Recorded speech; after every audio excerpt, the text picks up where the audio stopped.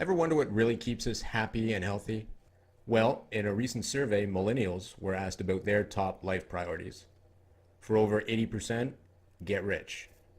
50%, get famous.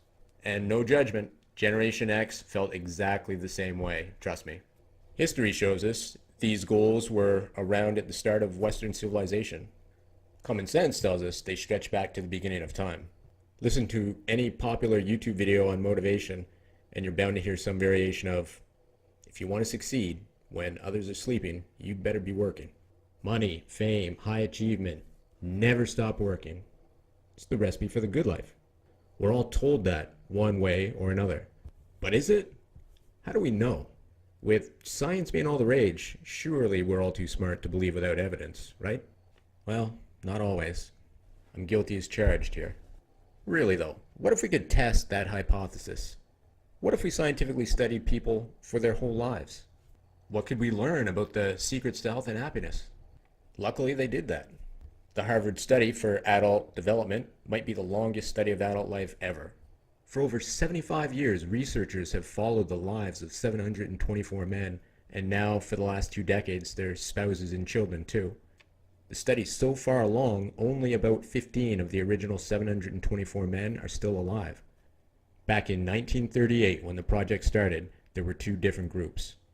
Harvard sophomore students and teenagers from Boston's poorest neighborhoods. When they entered the study, each youth was interviewed, given medical exams, their homes were visited, and their parents interviewed. Then they grew up, became adults entering all walks of life. Factory workers, plumbers, lawyers, doctors. Some started out at the bottom of the social ladder and climbed to the very top. Others started at the top and fell to the very bottom. Every 2 years, without fail, a new set of questions from the Harvard researchers appeared in their mailboxes. But to get the clearest picture of their lives, it didn't stop there. They were interviewed in their homes. All their medical records were shared. Blood was taken, brains were scanned, children interviewed. Family interactions were even videotaped. That's a mountain of data, over 75 years worth. But what can it teach us? First lesson, at least in this group, health and happiness weren't about wealth, fame, or working 20-hour days at all. Lesson 2, great relationships kept them both happier and healthier. Healthy relationships were good, loneliness and conflict were bad, cigarette smoke and alcoholism bad. The people who had better social connections to family, friends, and community were happier, healthier, and actually lived longer. But the ones without those connections reported less happiness, had poor health, and died sooner.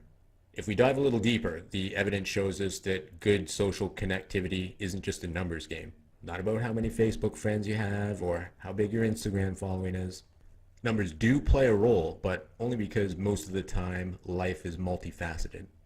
Relationships at home are separate from relationships at work, that sort of thing. So if you can swing it, you want to have friends everywhere. But beyond that, personal preference and connection quality are just as important. Introverts might not need or want as many friends as extroverts. And of course, we know it's very possible to be lonely in a crowd or to be lonely in a marriage. Relationships with real conflict, not loving bickering, can be just as unhealthy as no relationship at all. At age 50, it wasn't fame, fortune, or even cholesterol levels that predicted how these folks would grow old. It was relationships. The healthiest at age 80 were also the ones who were most satisfied in the relationships at 50. But no one's immune from aging, not yet anyway.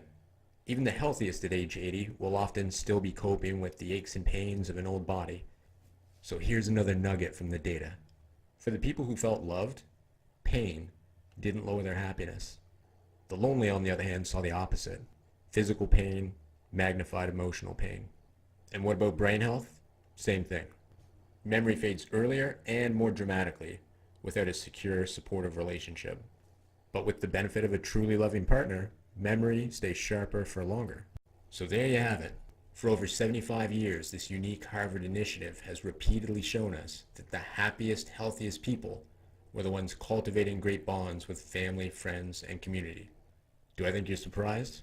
Not really. This is ancient wisdom, as old as the hills. But then why is it so easy to dismiss what's so obvious? There are a few reasons. We dismiss it because we're human. Relationships are hard. and we like quick fixes. Also, they don't teach this stuff at schools. In fact, I don't think they formally teach this anywhere.